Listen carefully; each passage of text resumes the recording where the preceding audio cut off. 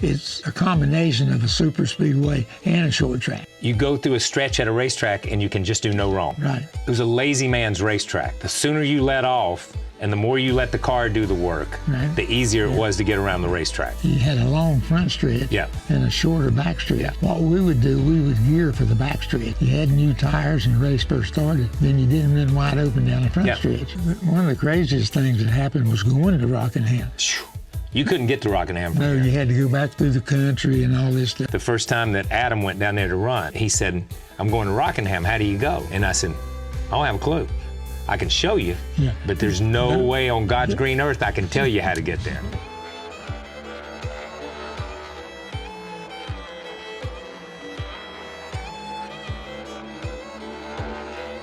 The guy that posted this picture, or the guy that posted this question, posted a bunch of pictures of Granddaddy on pit road.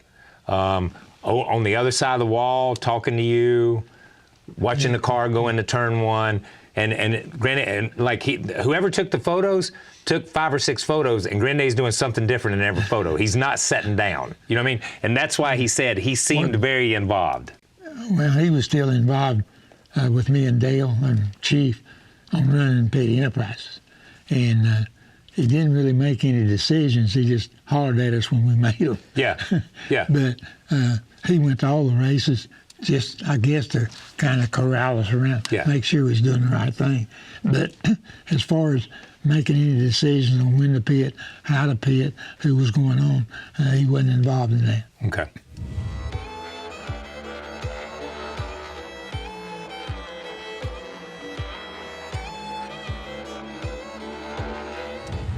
So that's a good question. And I bet you've done the same thing, where you go through a stretch at a racetrack and you can just do no wrong. Right. You can just do no wrong. No matter what you do, it's just right. Yeah. And it seems somewhere between 90 or 91 and 92 or 93, every time we went down there, because I went down there with Gary Nelson, went down there with Robin Pemberton, John Wilson built the engines, but different guys on the crew as far as pit crews. You just went with different cars. Everything just worked. But everything just worked. And then they changed the tire. And when they changed the tire, then I was out to lunch. But you know, and I'll ask you this, because when I drove, even then and later on, I'll say even later on, maybe that's why I got beat so much later on, is it was a lazy man's racetrack, where the sooner you let off and the more you let the car do the work, the easier it was to get around the racetrack. Yeah, it was one of the places that the car done all the work. Yeah. You just rode around in it. Yeah. And just make sure you turned it at the right time. Yeah. And, you know, I ran there all those races, but they changed the track 2 or 3 times. Yeah. But when you was there, the track stayed the same. Yeah. Okay. Yeah, it was always the same, but it's like you said, if you just floated it off in the corner and let the car do the work, as long as you got it headed in the other direction at the right time, but if you drove it deep in the corner, then it bogged the car down. Yeah. So then you couldn't get down the straightaway. Yeah, you couldn't get down the straightaway, it was a funny racetrack, because it drove a little bit like a short track and a little bit like a big track in a lot of ways. It was the kind of racetrack that you had to keep the engine wound up. Yeah, had to keep momentum.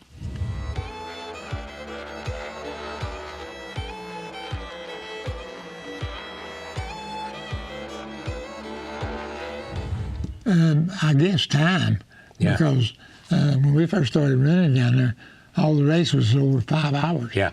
So the big deal was to make sure the car could last 5 hours, even though the racetrack wasn't that hard on cars. Yeah.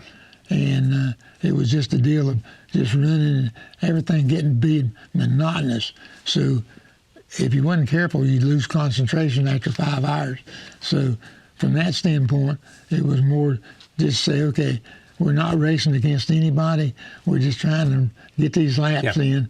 So you run the laps more than you run against the competition. Yeah, and it was still that way in the early 90s, because you could still break motors. You know, when 65 or when y'all were there, so much stuff could break. So you had to get the car to the end of 5 hours, 400, almost 500 miles. You know, it was 500 laps. When you looked at it, it wasn't 500, but it was really close.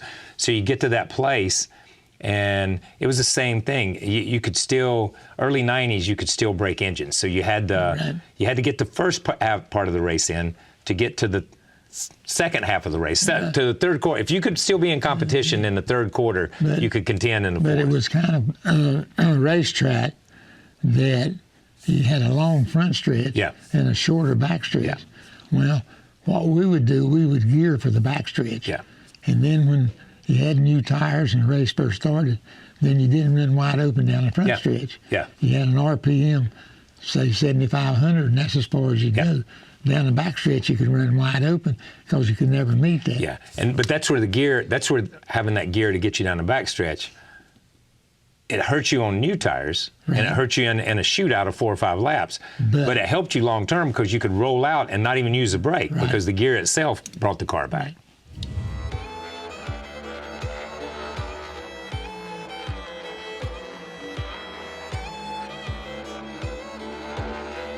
It wasn't as bad as Darlington, because nothing was as bad as Darlington.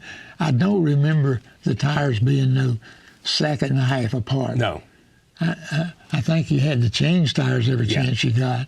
And at one time, when we first started running down there, it was really hard on the right fronts. Yeah. And it had a lot of blown tires.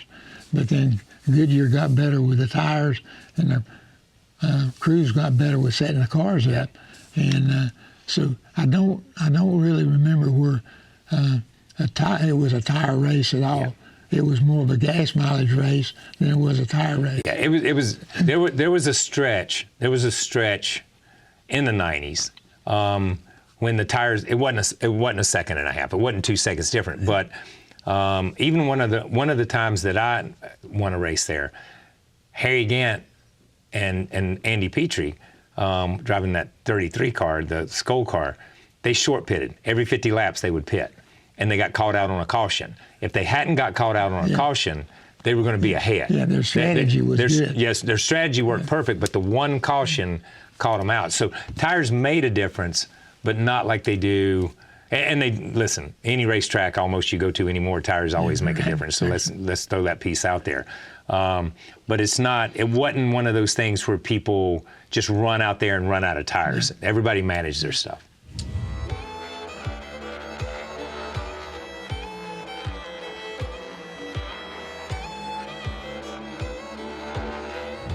You know, I guess it didn't make any difference because I know for a few years we'd run Daytona and then we'd come right back to Rockingham. And I know one time we was having radiator trouble or something, and it was so cold that we'd raise the hood, they'd pour water in the radiator and it'd freeze when it hit the ground. Yeah. That's how cold it was. Yeah. But as far as the cars always worked just as good when it was cold. In fact, they worked better. Yeah. The tires, everything worked better the colder it was. Of course, it could get too cold. Yeah. But, you know, what's comfortable for a person, it was comfortable for the race car. Yeah. Remember they had those old smudge pots. LG would bring them over from the peach orchards and set them in the garage area, and they'd burn that black smoke because that's how cold it was. Coming back in February, it was always cold. Yeah. I mean, there were a lot of times we go to Daytona in February, and I know you know this, remember this. You go to Daytona in February, and while we were in Daytona for the 500 when we were a kid, it'd snow. Always. Or be icy. Yeah. And you'd come back up the road and come through Rockingham, and there'd be ice on the trees and ice on the, you just barely get back to level cross to drop one car and turn around and go back to Rockingham and thaw out the racetrack to race.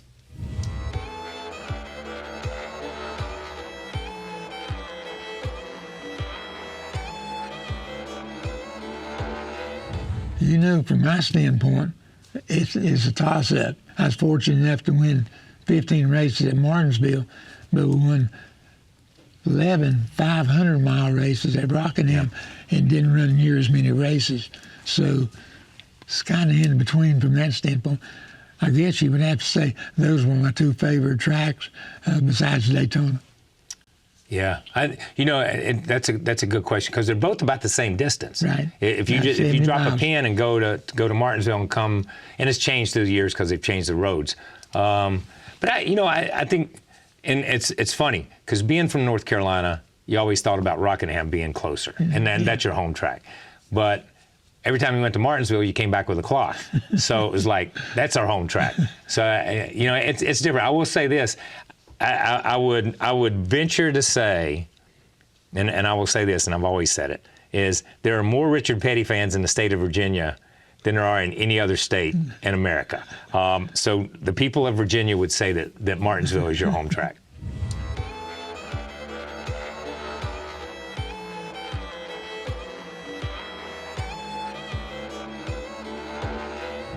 Well, like Kyle said before, it's a combination of a super speedway and a short track. Yeah.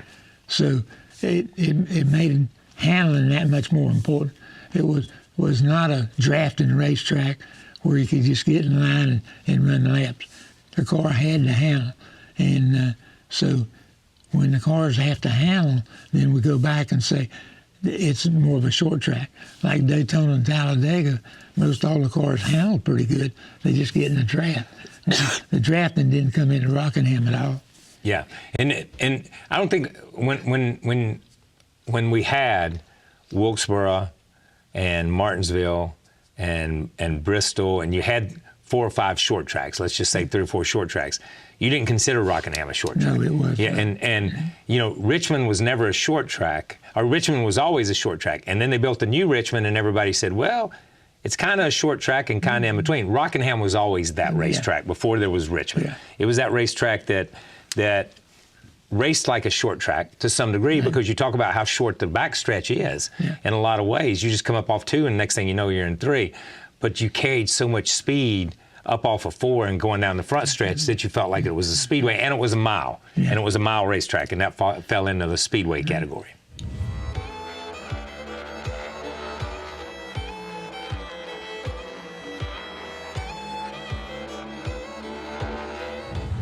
I don't guess we can have fond memories if you don't win, you don't have a race. good memory, man. That's the way it is. There's not good memories when you don't win. You know what? I think I will say for me, is you did win down there so many times, and that was the deal. It was like when we would leave and go to Martinsville, we always felt like you were going to win.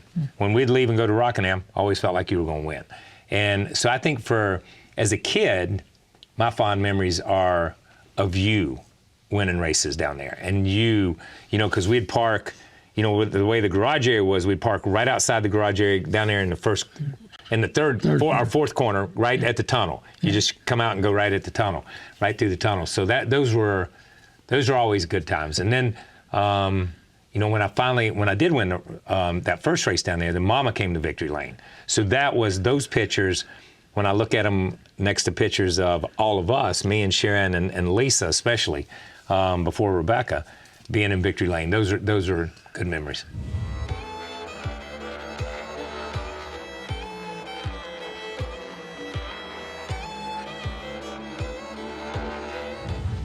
I can see maybe Rockingham coming in as a special race. Yes.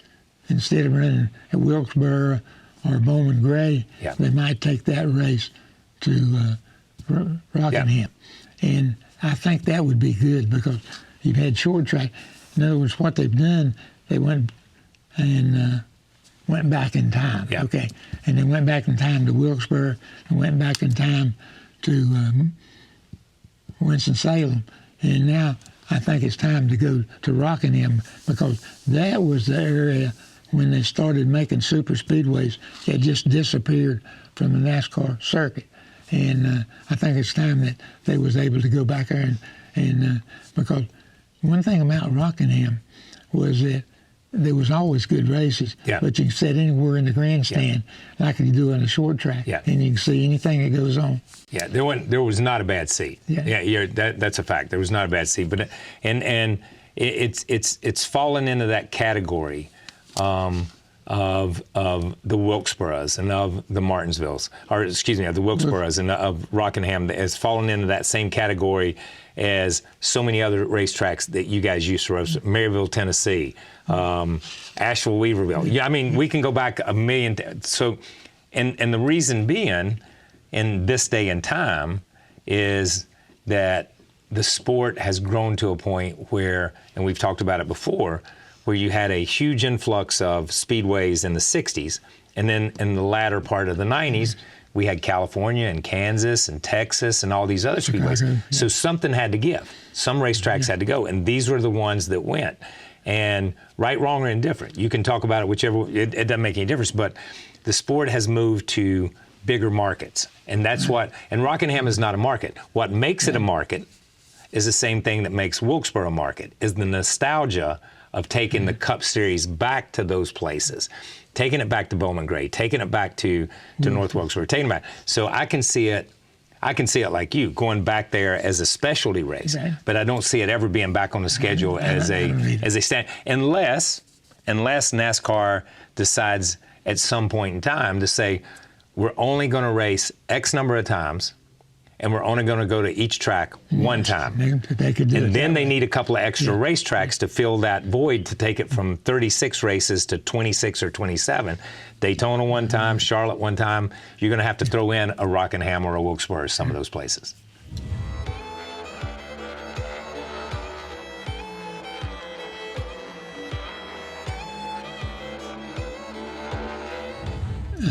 I was a little disappointed because we had such good luck there. I had good luck, and then Kyle came along.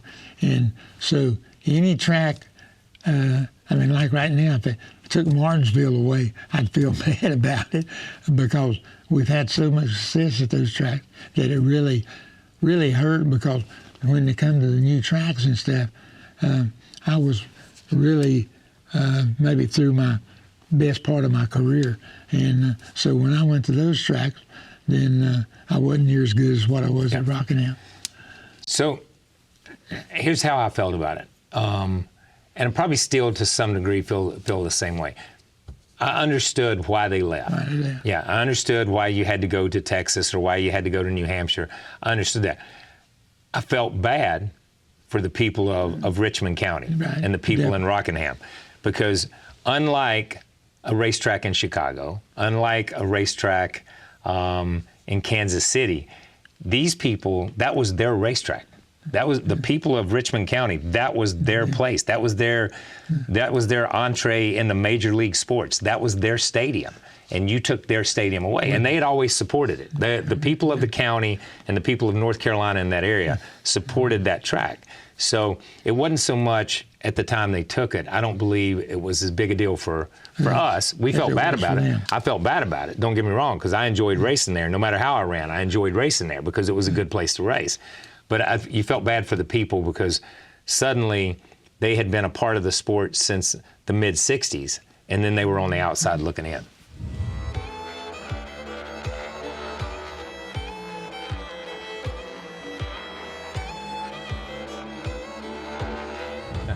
No, I do not. I do not have that. And that's a crazy story anyhow, because he bought that car, and he was going to give it to me if I'd won at Daytona. And I did win at Daytona and that year. So I had already started to buy the car and had already made a payment on it, because I told him I want the car no matter what. If you already got it, you don't want it. Obviously, you bought it for a special reason. So I think I made a payment that week, and then I went to Rockingham and won, and he wasn't there.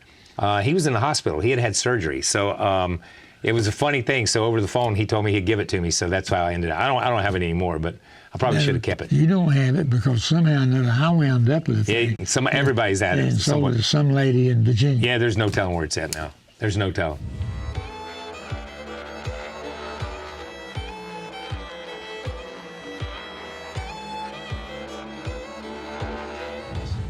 No chance. Snowball's chance. Snowball's chance in going back to Rockingham. Snowball's chance, period.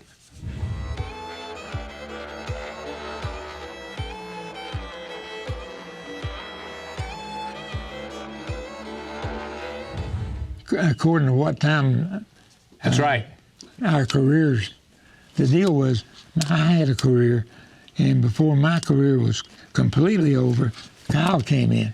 But it was one of the deals where I was going downhill as far as being the number one guy around, and he was trying to get there.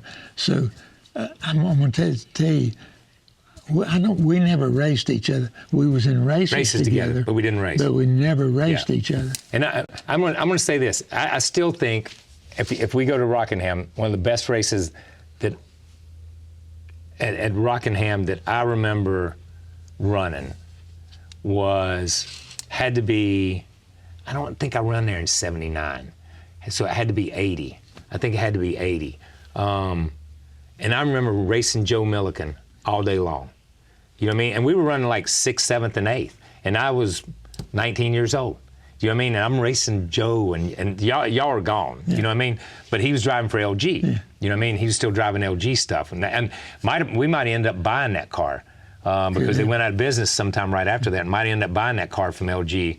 That was that orange Monte Carlo that we ended up running in Charlotte. So that's still, to me, when I think back, and there's certain moments, and I'm sure there are for you, there's certain moments where you didn't win a race or you didn't do, but you think about that race and you think, man, I had a pretty good race that day. You know what I mean? For where I was in my career and where I was, I had a pretty good race. You felt good when you went home. Felt good when you left. When you went home that day, I felt good.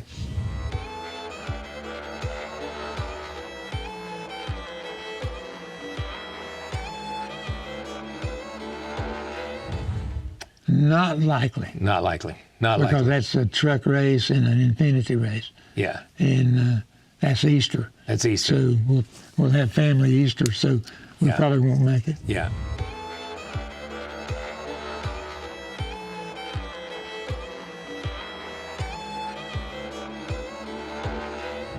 One of the craziest things that happened was going to Rockingham.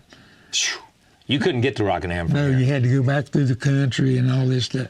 And anyhow, I had to go a stop street somewhere, or stop road, and the police, I guess I'd been running down through there pretty hard, and probably been before, and anyhow, he pulls me over. So we pull over right at that intersection, and just as we pull over, then 5 or 6 cars pull over behind us, and they get out, and they're wanting an autograph.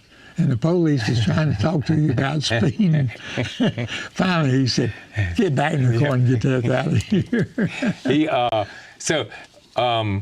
I think it's Franklin.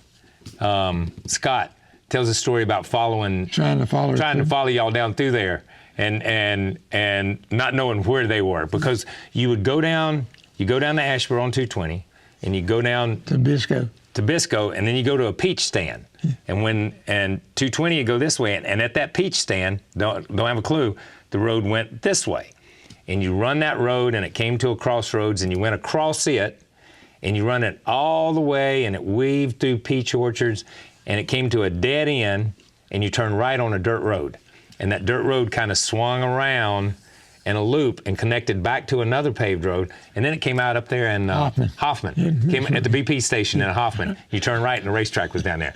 And I'll never forget, this is a true story, never forget the first time that Adam went down there to run. And they went in a day before the cup stuff. And he said, I'm going to Rockingham, how do you go? And I said, I don't have a clue.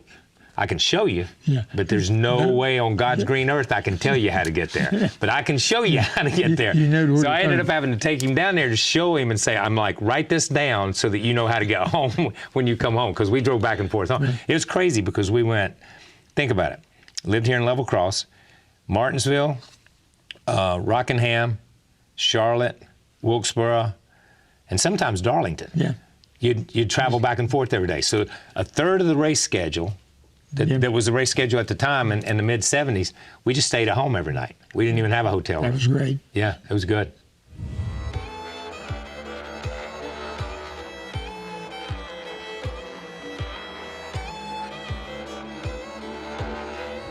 He may only run once or twice. I don't remember. Yeah, he only run once or twice. Yeah. One year he didn't make it. That one year, because he went to Daytona, it might have been 2000, honestly. Because he went to Daytona and he ran 5th or 6th, and then rained at Rockingham, and he started on points, so he didn't make it. I do remember that. He didn't make the race, that race, because of the points. And I want to say that might have been 99. That might not have been 2000. That might have been 99.